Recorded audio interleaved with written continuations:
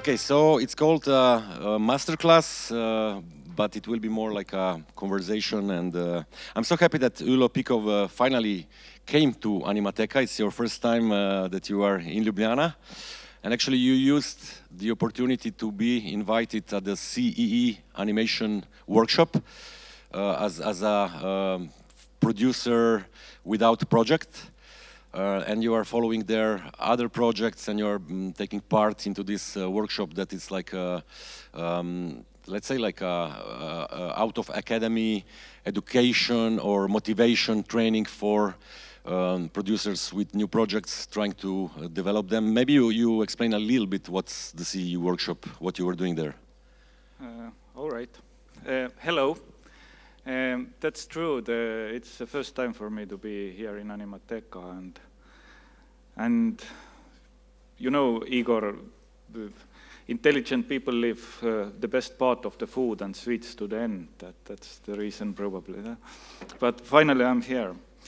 And the workshop, yes, it's meant for a bit younger producers, directors, with the projects, to find co-producers, to get advice, to develop the projects, and I see it very useful. And yeah. Let me introduce you properly, because like it's probably a lot of you know Ülo by his films. He made many award-winning films like Dialogos, Tik-Tak, Empty Space, Body Memory. You studied at in Finland at the Turku school at the time when Pritpern was teaching there, and then for a certain moment you taught also at the Estonian Arts Academy. And I'm wearing a special scarf that actually you gave me some time ago. It's like Estonian animation, go, and Ülo was really for a period in time was really active. In school, in developing also like the Producers Guild of Estonian Animators, and also like it's not so common that an animation author writes a book. So like your book, Animasophy, theoretical writing on the animated film that you published in the year 2010, is a very important book that should be used as a textbook also for teaching animation, or even like you give insights, you make an analysis of your own films and other Estonian films, animated films in the book, right? Exactly, but there is already a next book. And you will get one copy for yourself. Kiitos, thank you. Thank you. Wow. So this is the new one. So Textures of Eastern European Animated Film.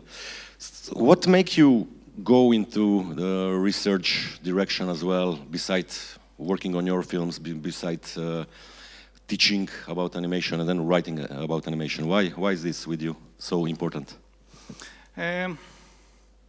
It's a good question, and it's almost impossible to answer. It somehow interests me. It's you know, working in animation. I started teaching more than 10 years ago, and then I started to also researching what it's all about, what it's happening inside animation, around animation, in Eastern European animation, how it's have become like it is at the moment, and so on. And that really fascinates me. And I also think in psychology there is a way sometimes they let children to draw, for example, a picture of their family, and they analyze it, and they can tell about some relationships and how this family function and so on. That if you looked some period of animation of some country, you could also tell something about the society. And that for Eastern European animation especially very interesting for me, that I see a lot of links to the past, to the society, and sometimes it's even more visible in animation than in other forms, and in history books, and it fascinates me.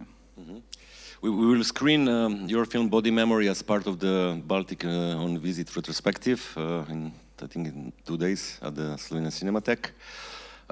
But one thing, I don't know if I get it correctly.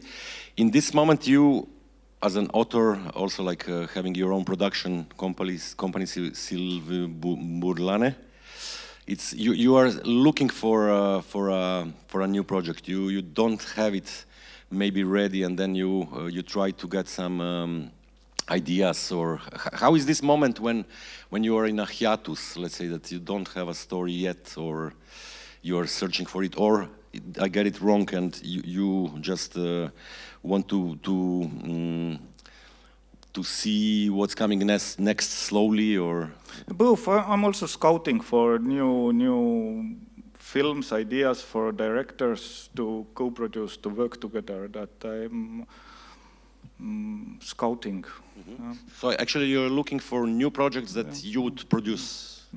Or co-produce. Co-produce. Wow, that's also this need and urge to do different things. It's very, you have this energy that it's not so common. Should we see a little bit of what you brought us, like just to understand the way how your evolution as an author happened, and maybe you prepared some pieces of your work to talk about or to see a little bit?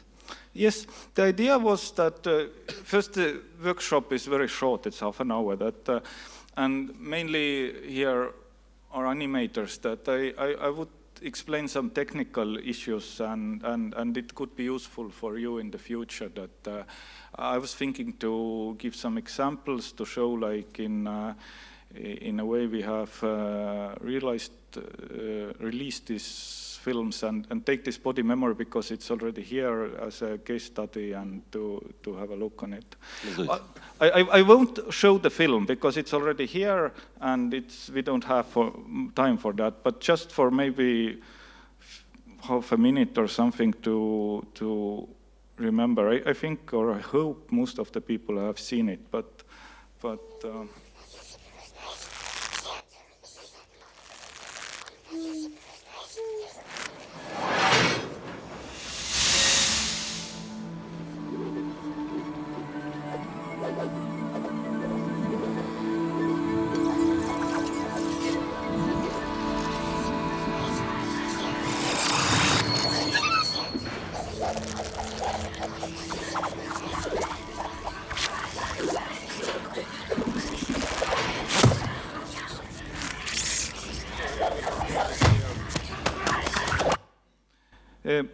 the film is based on deportation, and the studio asked me to make a film about it.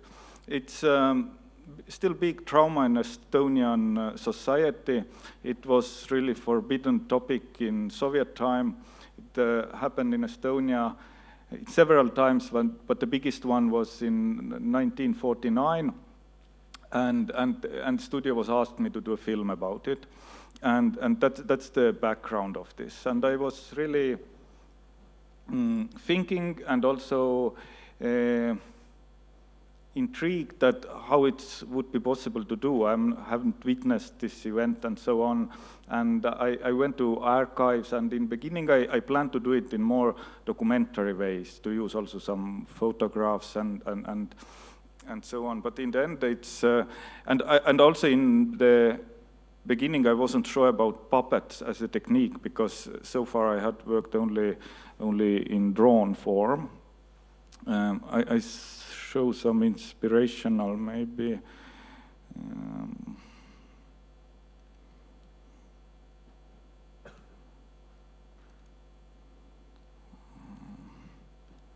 Just shortly some inspirational pictures from this event. These are the drawing made in a train by the one female person there.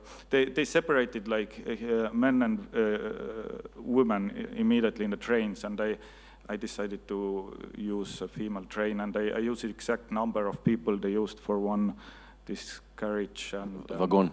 And we should just tell, I think it's clear, but it's Stalin's time, deportation to gulags in Siberia, right? Exactly. And the first test of the puppet, and that was the background story. And for example, this toy, it's gave me also inspiration of this. movement. It's have made in Siberia. It's like handmade and brought back. You went to some museums? Yeah, quite a lot to archives, and I was reading the memories and so on. But it's somewhere in the background, but I didn't use it. In the beginning, I was thinking to make it more documentary way. I also used one dancer for inspiration. In beginning, I was thinking to use more her movement, but it didn't work in the end. That we discussed a lot what the puppets could do, how they could move, but for animator it was more like inspirational source we talked, but not really didn't use the movement like one-to-one. For example, for this scene, it's the longest scene. We practiced a little bit, or we discussed with a dancer, Külli Roosna. But what for animators may be interesting that you all know the form or term stop motion. It's classical puppet film, but there is also term go motion, and that I also used in this film. I try to show you.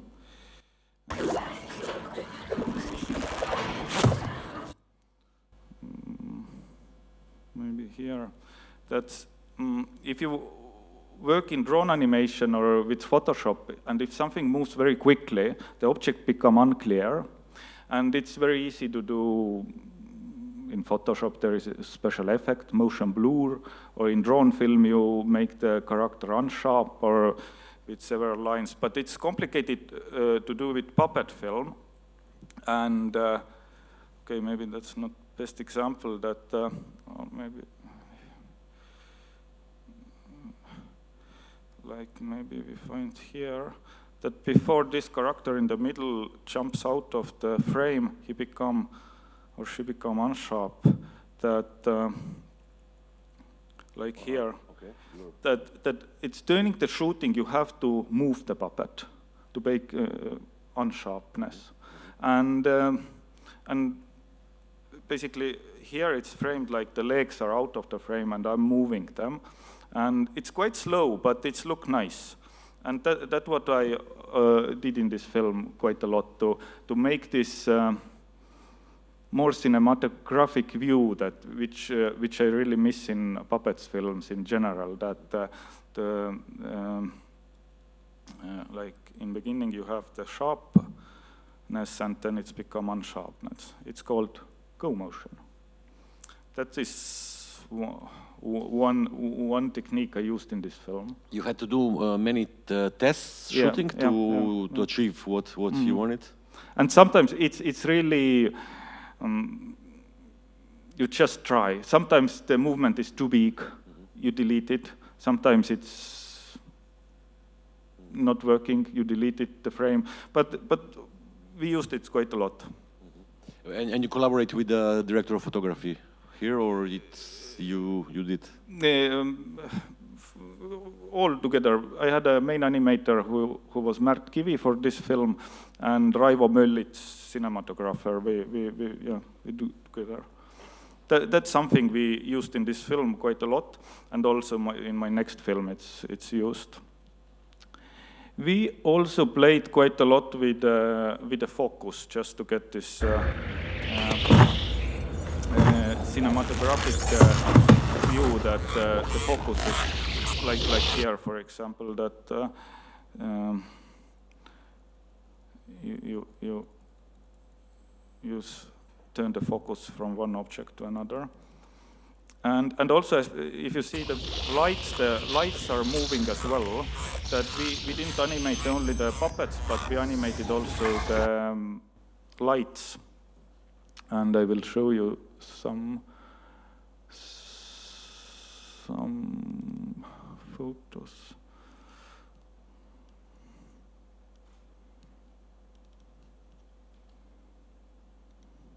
Okay, here are the photos from the set. It's very simple, and I would say it's the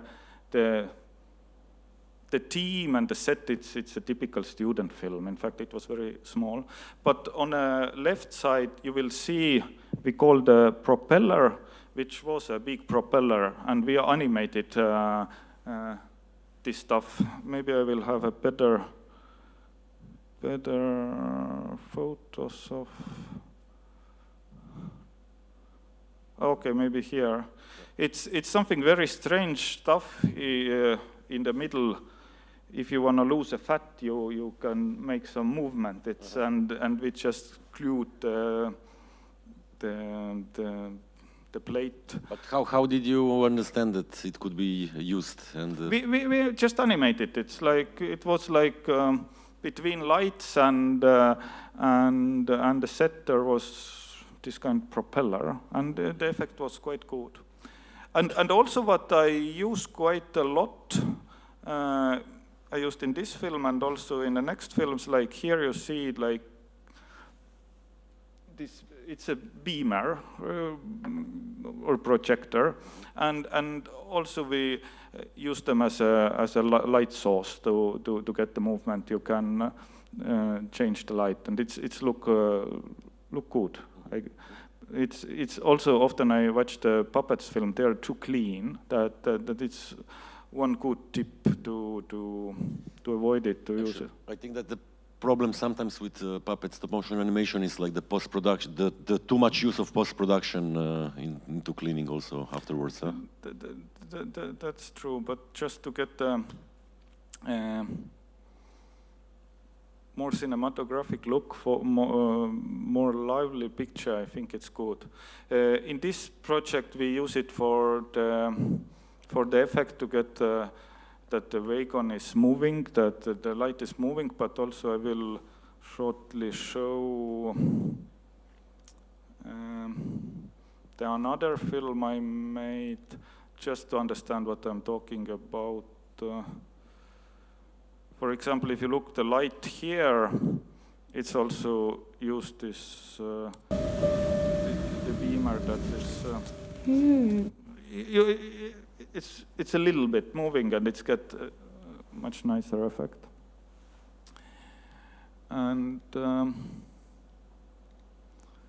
but for you, like finding the right technique at the beginning, you said that you didn't know exactly, or you maybe first you thought it would be puppets, classic or something, and then how much important is this to think about, to try to test the right, how to say, like material, or especially with stop motion? It's important. That's what I like most about puppet film, that you are inventor at the same time. You are inventing, and it's very creative work. Not only the storytelling and how you tell the story, but also all the sets and it's maybe even sometimes more inspirational or more driving as the storytelling. And yeah, we shortly watch this. There was also, we filmed in a chronological order, that those who know the film, the puppets become smaller and smaller, and we filmed them in chronological order. That's also what you usually don't do, but in this film it was. There is one scene, the last one, it's combined. We filmed outside and with a train, and that's filming outside and putting later a train there. That's a picture from the storyboard. And maybe it would be a good moment to show one short film I made. It's as a making of, then you will understand better what. Can you get the lights off, please? It's 2 minutes. It's short.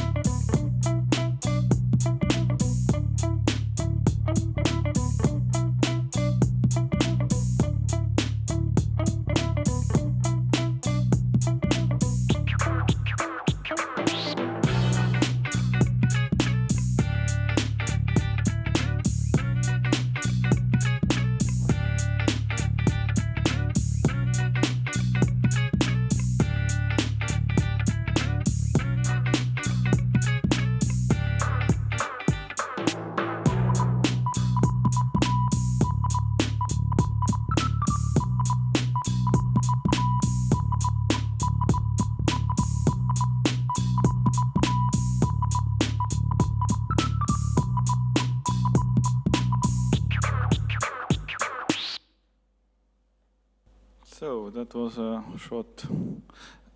And this was the premises of Nuku film, right? Like yes, the space. Yeah, but as you see, it's one room, not a big one, and it's very simple. That I often also tell those students that it's nothing special. It's possible to do. If you look these lamps, some of them are from 50s. It's a Canon photo camera. I would say the whole equipment cost maybe less than 2,000 euro. You can make a film with this. It's, and here you saw also in one scene. I realize. Where did we see this? That which is important. I think I have also used it in later films. That don't concentrate only on animating the characters, but also lights, because in real life also lights move all the time, and it's. Which maybe brings you towards fiction film, like there are animation film directors as Piotr Dumała or Michaela Pawlatowa. They made this adventure to shoot like a fiction feature. You think like, because like you're so versatile that you would with an idea for a fiction you would go into this direction, or you would try, or how to say, what really fascinates me, it's mixing documentaries and animation. That it's really interests me, and also bringing human body to the animation. That's in my later films. I have also used like humans and not really live action films. Maybe this time will come or will not. But documentaries and animation. That's something which I like to mix. And I think in the longer run, let's say maybe in 20, 50 years, if we look back, I think that's the movement which really describes the animation in these years we are living at the moment, that how animation and documentaries finding each other, or they're coming closer and closer. That it's... We are regularly showing the animated documentaries program at Animateka, not because it's a trend, but because there is so many interesting films happening in this way. But pixelation also as a form of animation, let's say what, like Jan Schwankmajer is an inspiration for you? Yeah, definitely. Especially when I studied, Jan Schwankmajer was one of the many important reasons I continued, or the technique I chose. Definitely, he have been a very important inspirational source. Maybe I showed just some more of this making ofs. You usually don't see them, but they give a good overview. That one of the latest animation. Let's see.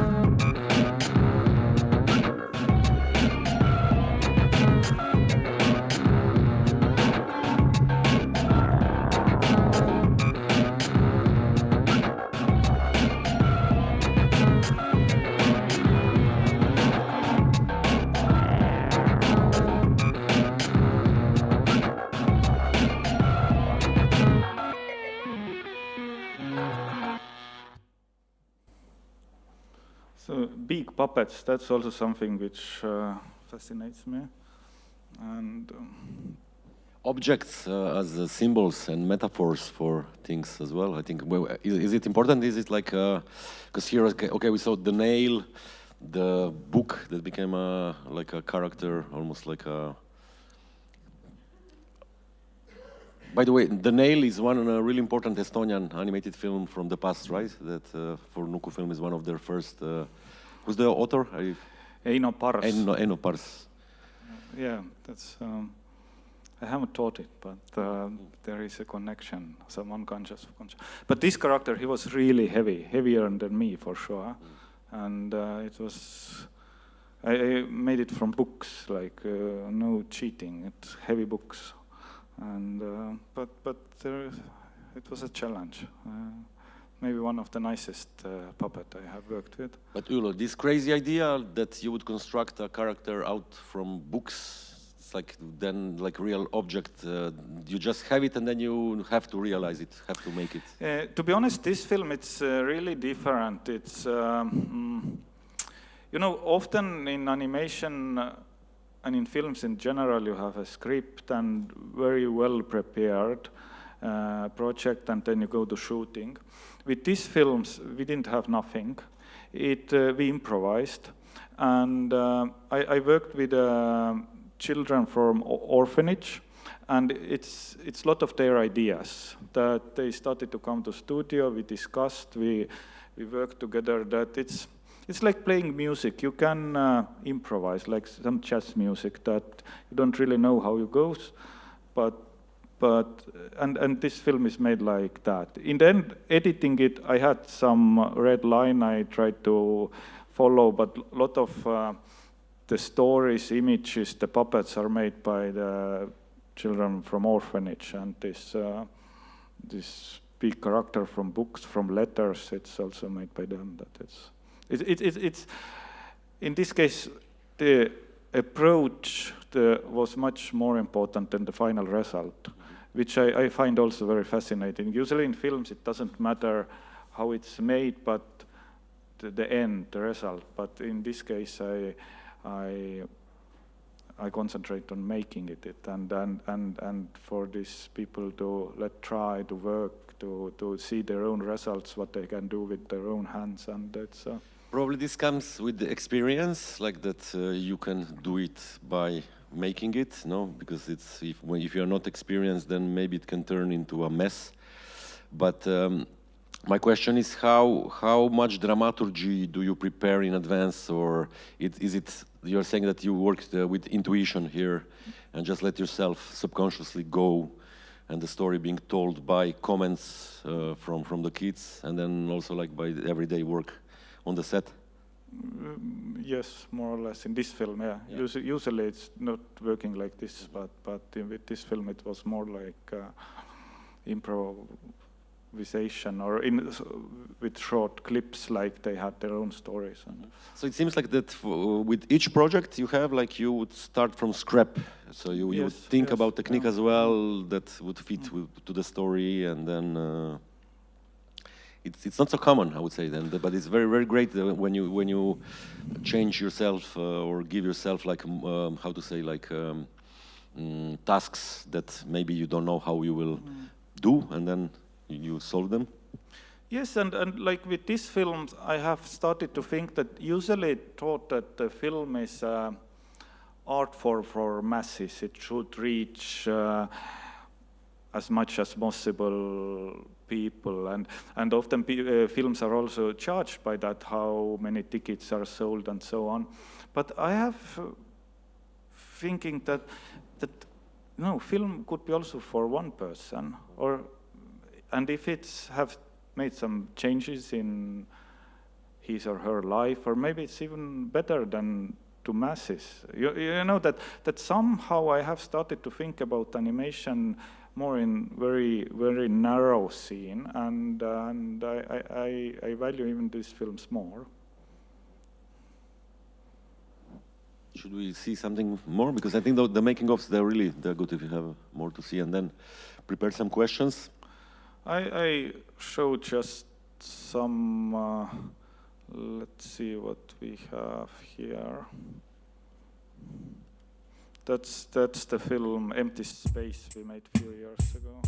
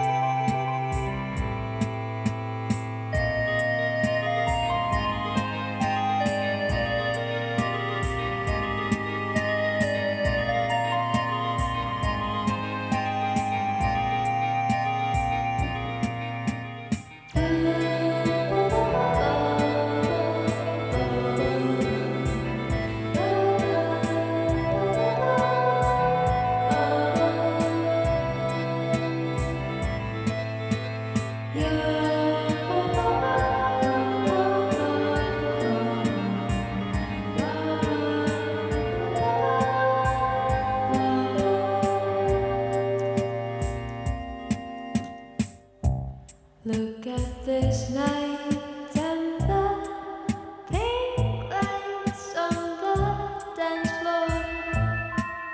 Your moves are making me crazy, crazy.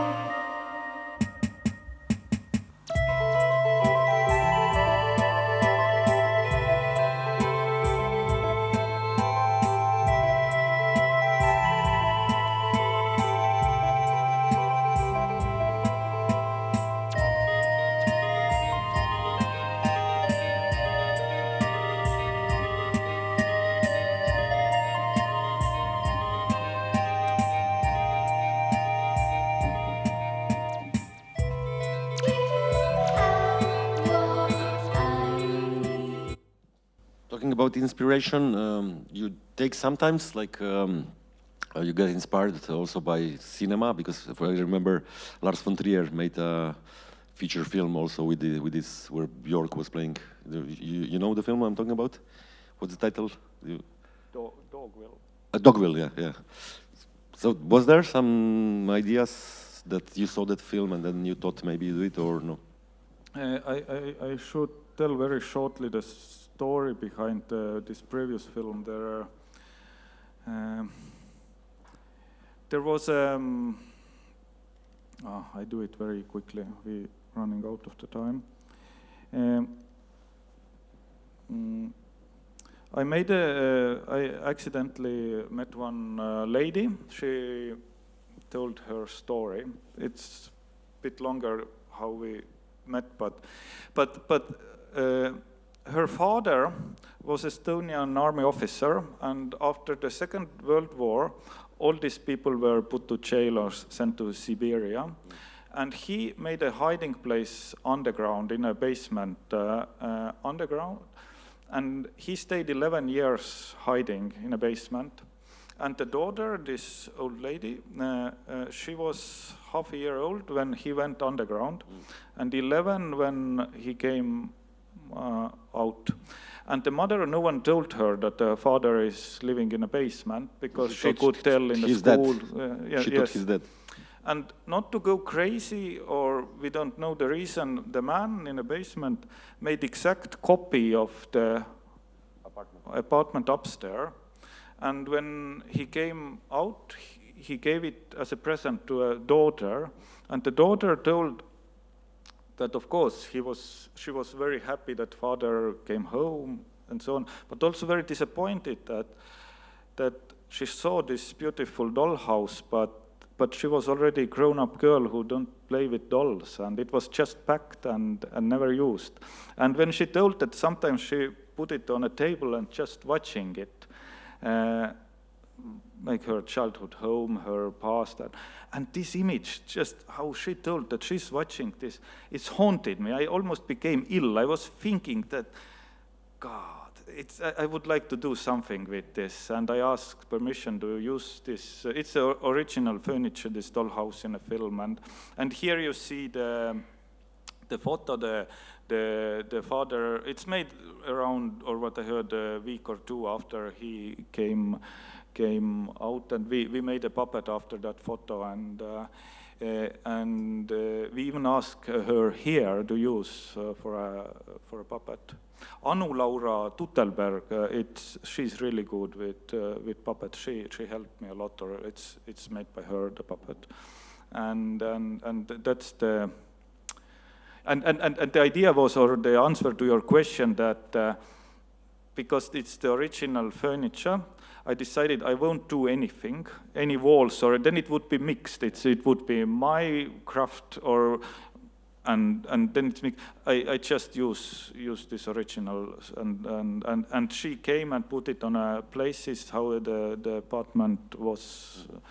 And that's the reason. And yes, it's looked like reconstruction of a real environment in a way. Huh? But you said this story was haunting you for a long time. But how did you first got the story? It was you read an interview with the woman, or? Yes, yeah. I made a long interview. I even had a version, film version, that she's explaining the story like verbally, but somehow it was really big struggle how it should be, or what is the best way, and I didn't use her voice in the end. That it didn't work. She was very emotional. Anyway, you would read the translation.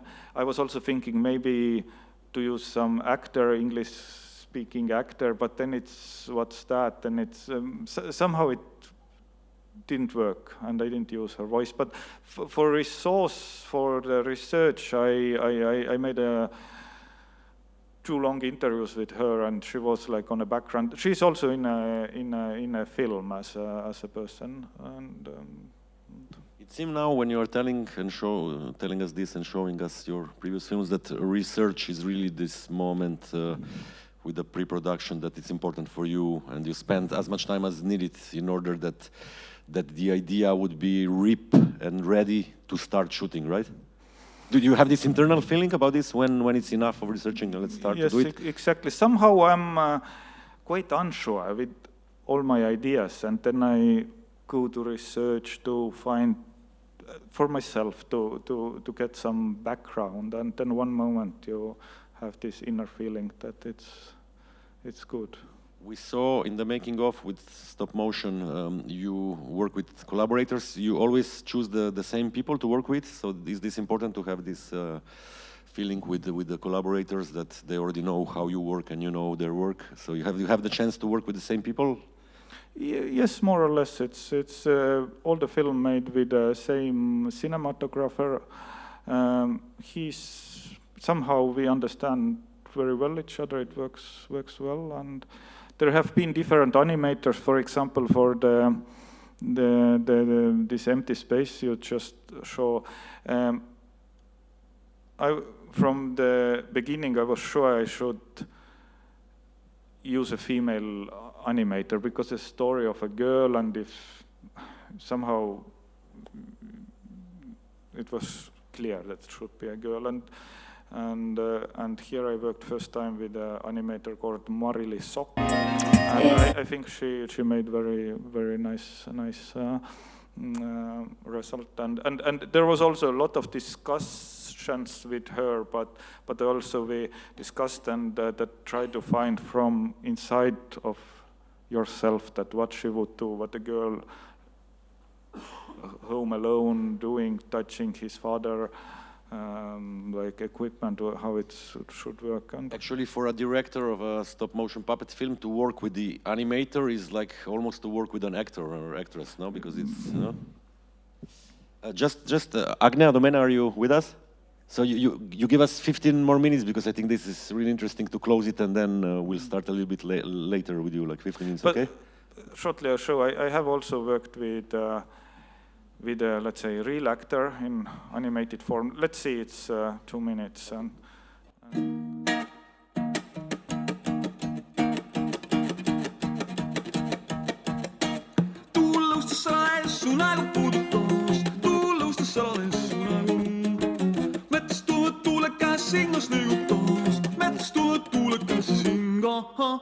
Ja puudella neitsid sõrmiks tuultele, ja puudella neitsid sõrmiks. Neil sõrmil kergel nutub pilvi sõrmitse, neil sõrmil kergel nutub pilvi. Ja pilvist kuvaani vaikse tüümina, ja pilvist kuvaani vaikse. Kui taavad peatuvad su nägu kullates, kui taavad peatuvad su nägu.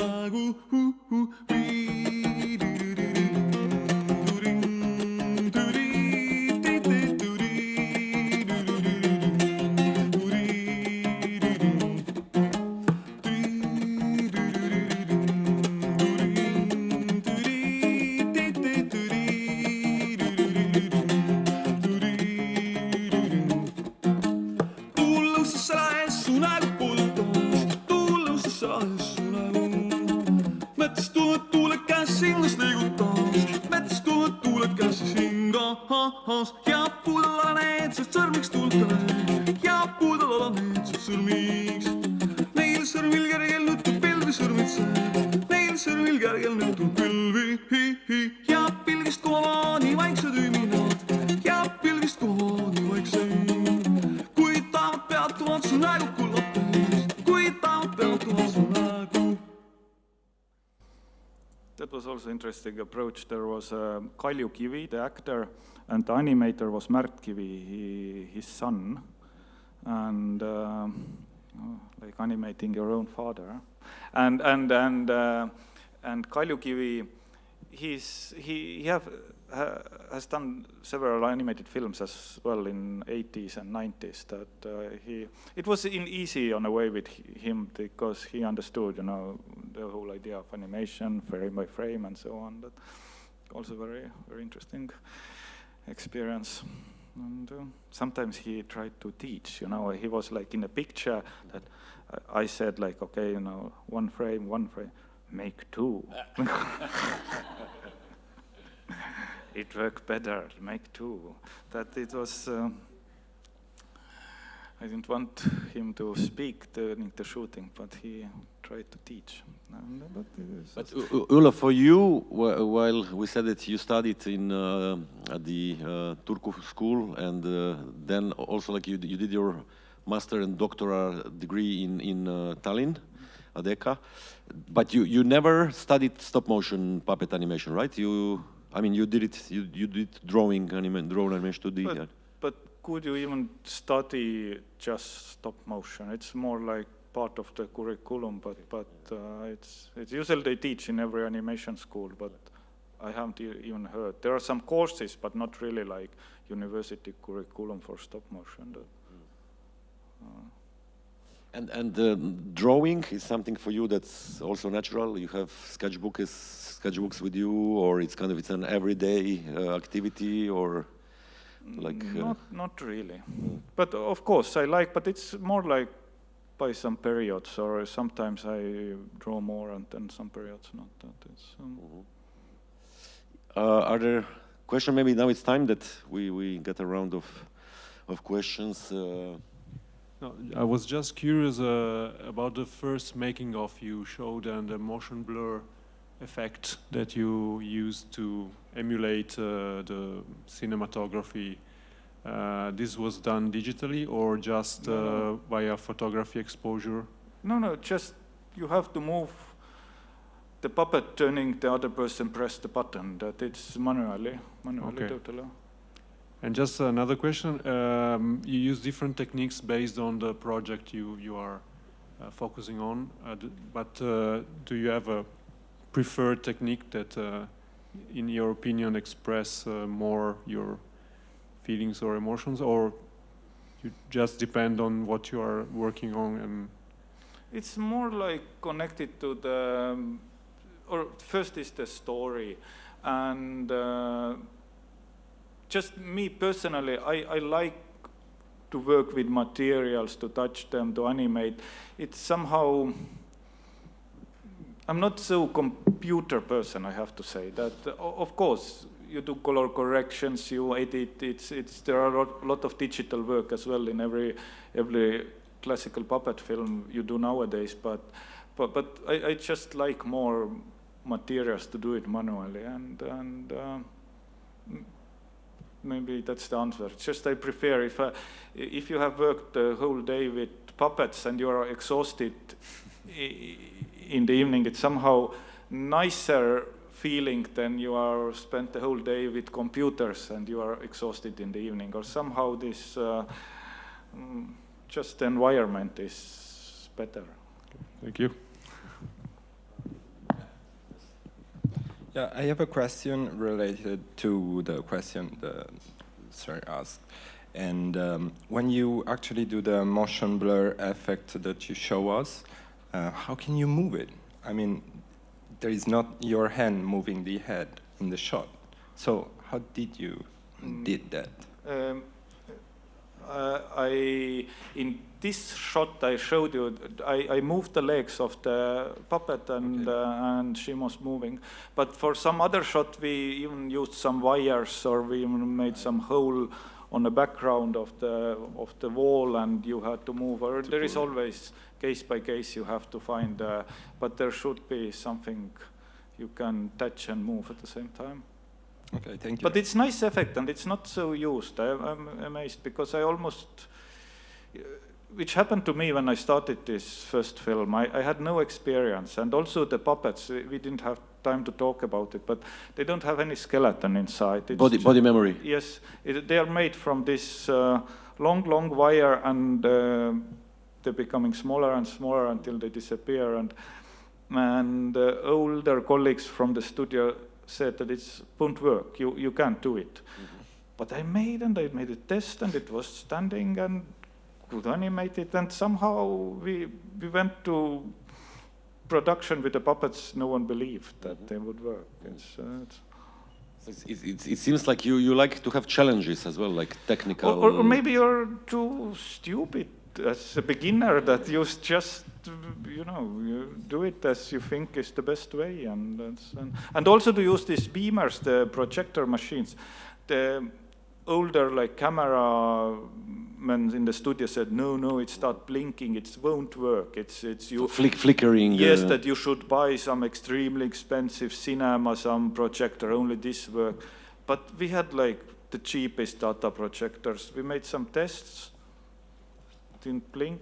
Did some more tests, still not blinking. Using them 10 years now. So what does it mean, animated documentary, for you?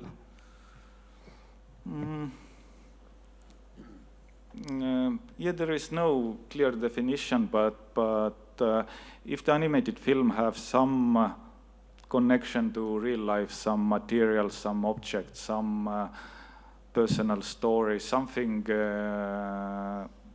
let's say, which are connected to real life, and it's already have this documentary side as well, and I would call it. Of course, it's question also how much and how it's done, but it's already kind of animated documentary. Some connection to. But Ulo, it seems also like that. I'm just flipping through the table of contents of your new book, and it's in terms of theoretical framework and terminology, you try to write also about those things. But then I would say when it comes to production, we all should forget about definitions and terminology, and right? Yeah. But it's important also to talk about and write about. And yeah, I think turning to filmmaking, definitely use your heart, use your intuition. Guts, huh? Guts, to use the guts. One more, maybe, to finish? Yeah, please, Sandra.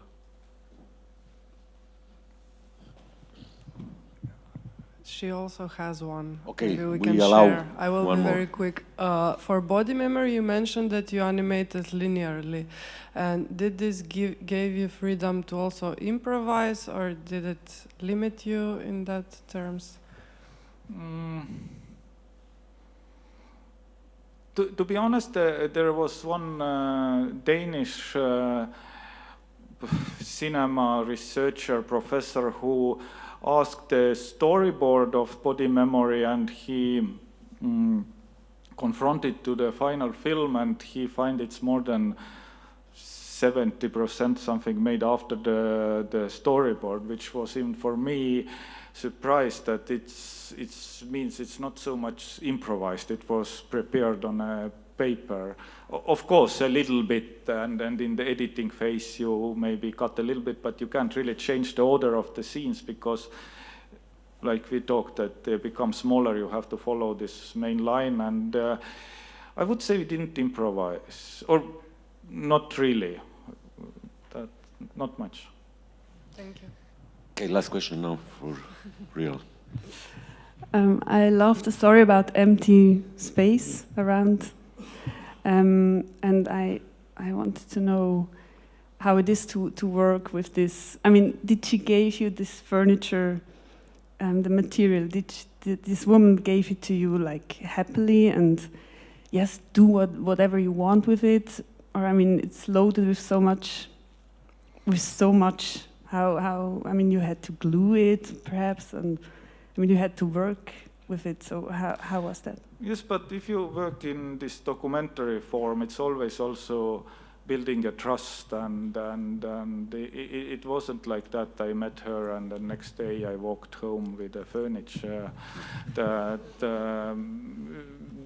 We discussed, and we became friends, and I explained what my plans are, and somehow, maybe it's just my imagination, but I also feel with this film that this film managed to close some circle, or that she, this old lady, she made kind of peace with herself, with her past, that it was something still, she was angry about it, or the whole past, but somehow I think the film managed to close it, and that's what I'm telling, that sometimes the film could be maybe for just one person, and it's a good film, or don't concentrate for big masses. But it again depends what your goals and what the project is. And there is a lot of psychotherapy sometimes in short animated films, in terms of like either the author kind of cleans something from the inside, or another person, like in the case of body memory. But also it's like, I think it's you dedicated body memory to your grandfather, right? If I'm not wrong? It's not written there. Okay, so but sorry. Yeah, Ülo, it was a great talking to you. We are looking forward to see your next project. And yes, please just